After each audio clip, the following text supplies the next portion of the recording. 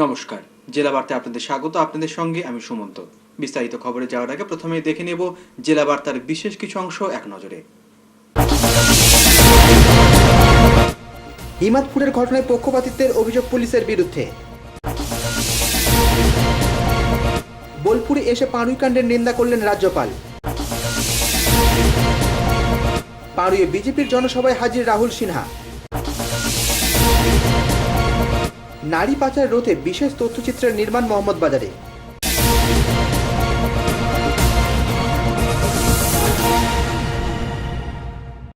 এবার জেলা বার্তা বিস্তারিত। বুধবার পাড়ুইয়ের ইমাদপুরের ঘটনায় পক্ষপাতিত্বের অভিযোগ উঠল পুলিশের বিরুদ্ধে।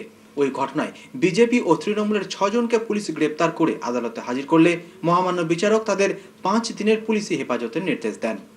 পাড়ুইয়ের হিমাদপুরে বুধবার রাজনৈতিক সংঘর্ষে জড়িয়ে পড়ে তৃণমূল ও বিজেপি। ঘটনার জেরে উভয় পক্ষেরই বেশ কয়েকজন জখম হয়।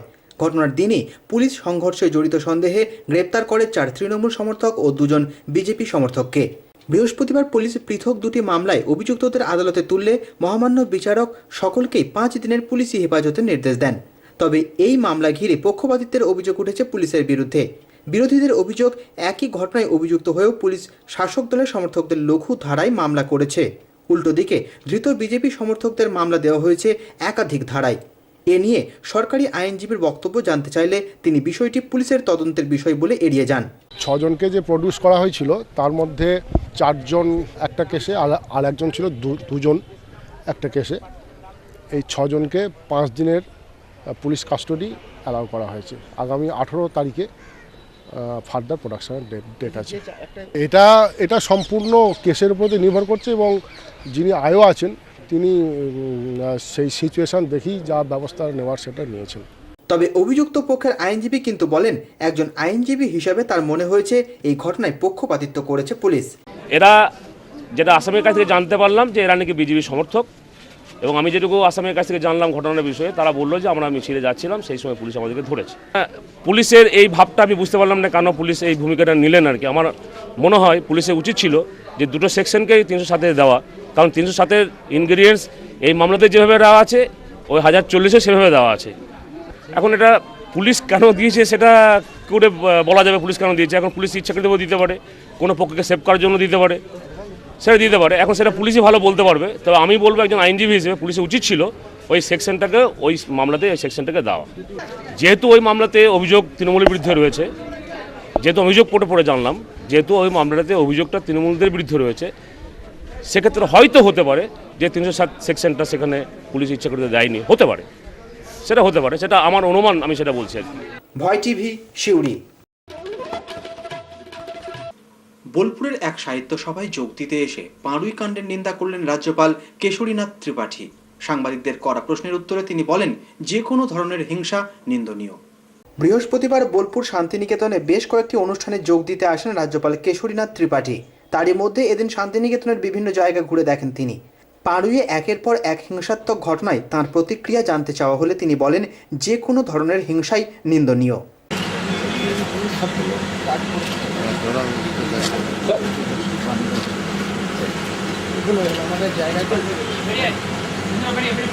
What is your comment in Parui violation are going on? Sir पारुई में जो हो रहा है सर, इसी आपका रिएक्शन क्या है sir? Any kind of violence anywhere, it is to be deprecated.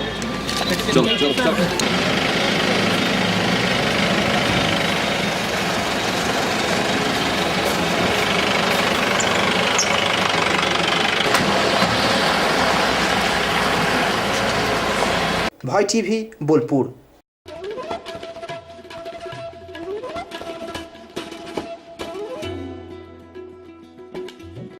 এখন সময় বিরতির, ফিরে আসছি বিরতির পর।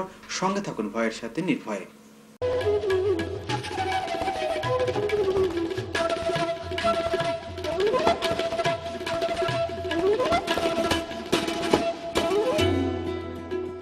সব জ্যোতিষী বারবার, শ্রী দেবাচার্য একবার। সোমবার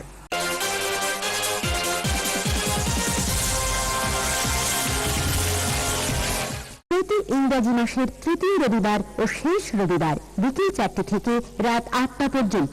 বুকিং 9434317391 ও 9163667741। এছাড়া বসেন মালদা, বহরমপুর, কৃষ্ণনগর, শান্তিপুর, বনগাঁ, শিলিগুড়ি, হলদিয়া ও কলকাতা বইবাজার।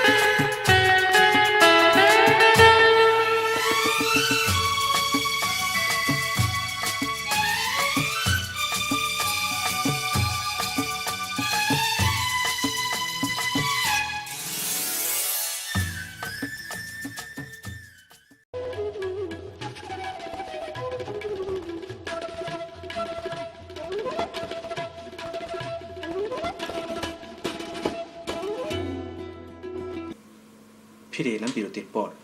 পাঁড়ুইয়ের বাজার লাগোয়া মাঠে বিজেপির জনসভায় দেখে উচ্ছ্বসিত দলের রাজ্য সভাপতি রাহুল সিনহা। পাঁড়ুইয়ের মঞ্চে দাঁড়িয়ে রাজ্য থেকে তৃণমূলকে উৎখাতের ডাক দেন বিজেপি নেতৃত্ব।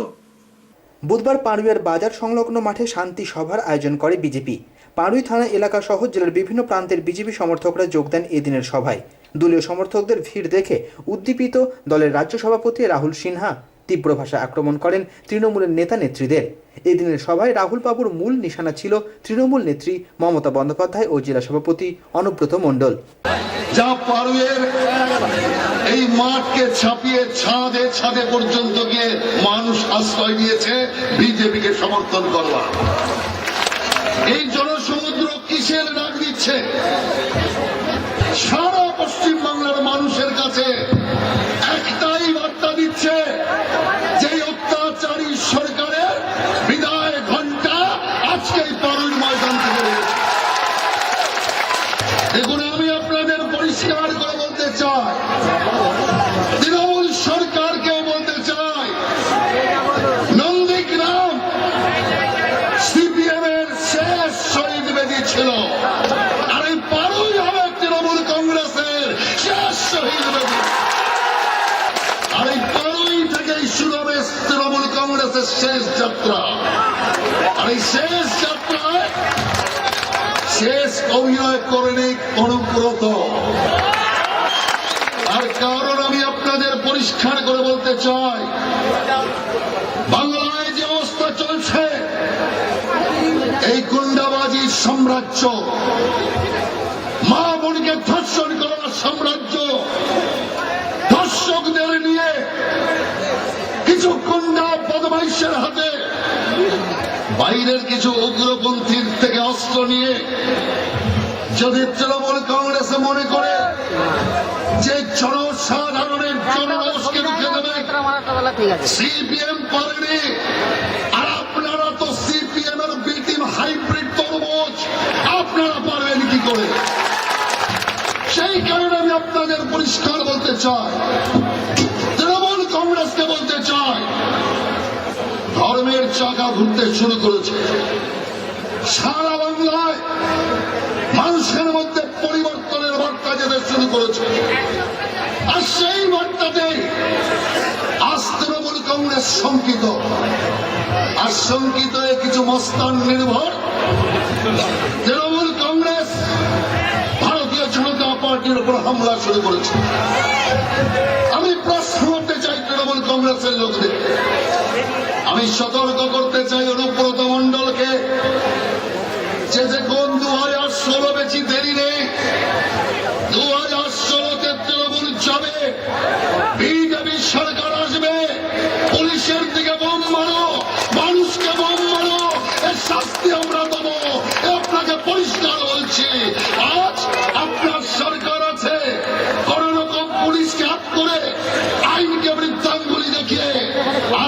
আসতে পারে, কিন্তু বিজেপি শাসনে আইনের শাসন প্রতিষ্ঠা হবে, আমরা ছেড়ে কথা বলবো না। 5টিতে এক মহিলার উপর ধর্ষণ হলো, রাজ্যের মুখ্যমন্ত্রী বলে দিলেন এ দেহ ব্যবসা করা করে ধর্ষণ হয়নি। যখন রাজ্যের এক আইপিএস অফিসার পরের দিনই ধর্ষণকারীদের জনসমক্ষে হাজির করলেন, তাকে নির্বাসিত করে দেওয়া হলো। সেই দিন থেকে রাজ্যের মুখ্যমন্ত্রী বার্তা দিয়েছেন রাজ্যে ধর্ষণ চলবে, আমাদের কার্যকর্তাদের মনোরঞ্জন চলবে। আর তাই আজকে জিনিস চলছে। কিছু মনে করবেন না মা বোনেরা, এটা দুষ্টু ছেলেদের কাজ। একজন মহিলায় কথা বলতে পারে, বিশ্ববাদের মূল্য তাকে দুষ্টুমি দিয়ে চালাতে চাইছে রাজ্যের মুখ্যমন্ত্রী। এই রাজ্যে ধর্ষণের প্রসার হবে না তো কি হবে?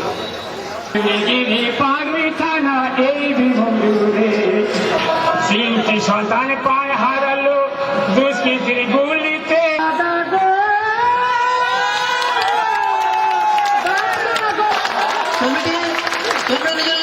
ছেড়ে দিয়ে ওখানে জায়গা করে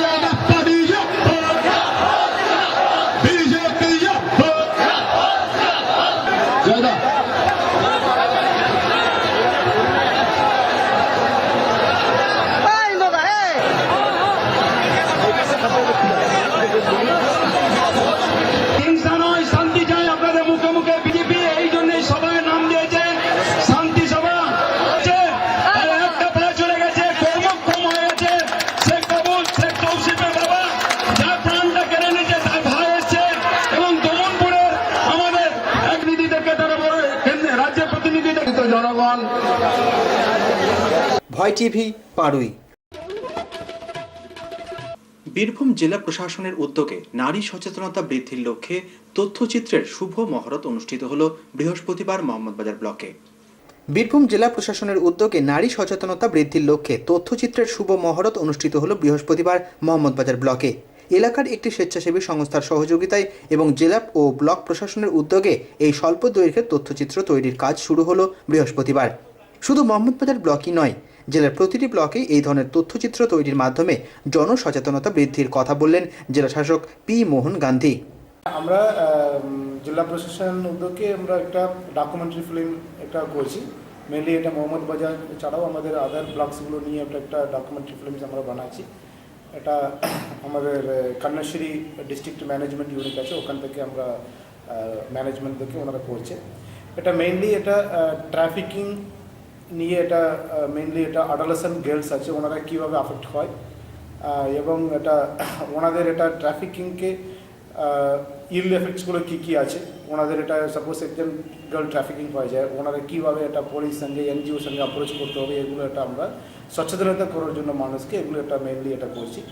এছাড়াও এটা মেইনলি এটা গার্লস হায়ার এডুকেশন জন্য আমাদের ডিপার্টমেন্ট স্টেট গভর্নমেন্ট একটা কন্যাশ্রী একটা বড় প্রোগ্রাম আছে, মাননীয় মুখ্যমন্ত্রী এটা নিজে এটা দেখছেন।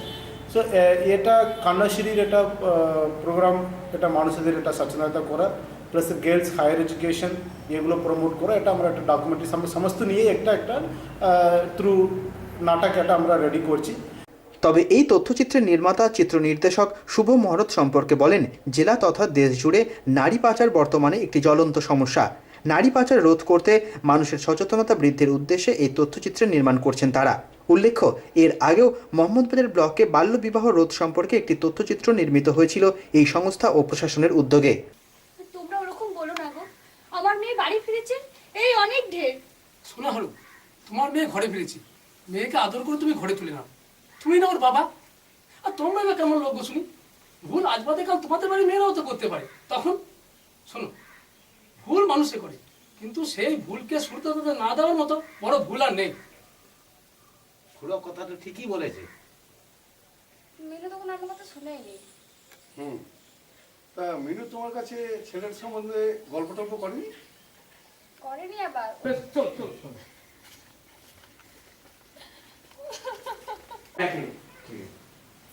এর দায়িত্ব নিতে হবে, দায়িত্ব প্লিজ। হ্যাঁ, খাবার খাস নিস কিউ কিনতে পয়সা লাগে না বুঝি? আমার ব্যবস্থা হয়ে গেলে কিন্তু তুমি চিন্তা রাখবে না। আমি তোমাদের খাবার খাবো না, খাবো না, খাবো না। নেই খাই না। ছাড়ো ছাড়ো বলছি, ছাড়ো।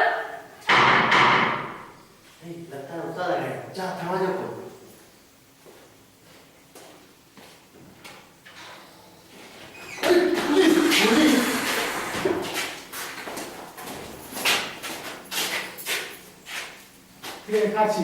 ভয় টিভি, মোহাম্মদ বাজার। খবর শেষের আগে আসুন দেখে নিই 13ই নভেম্বরের গুরুত্ব।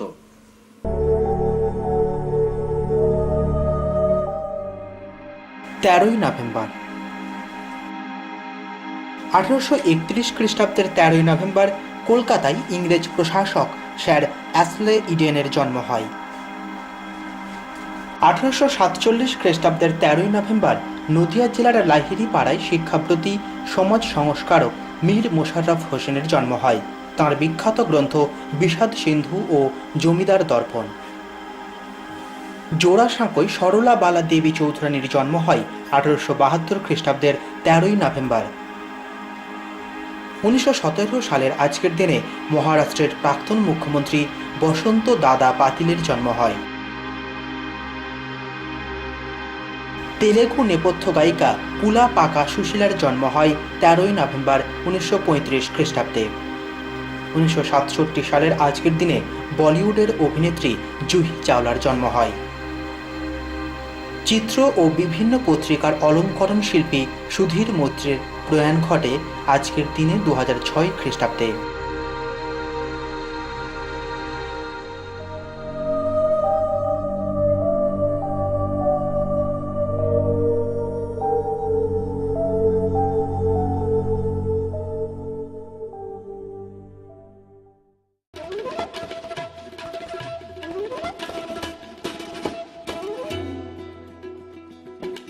জেলা বার্তা শেষ করার আগে দেখে নেব জেলা বার্তার বিশেষ কিছু অংশ আর একবার।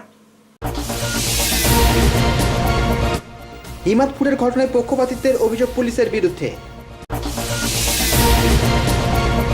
বোলপুরে এসে পাড়ুই কাণ্ডের নিন্দা করলেন রাজ্যপাল। পাড়ুইয়ে বিজেপির জনসভায় হাজির রাহুল সিনহা। নারী পাচার রোধে বিশেষ তথ্যচিত্রের নির্মাণ মোহাম্মদ বাজারে।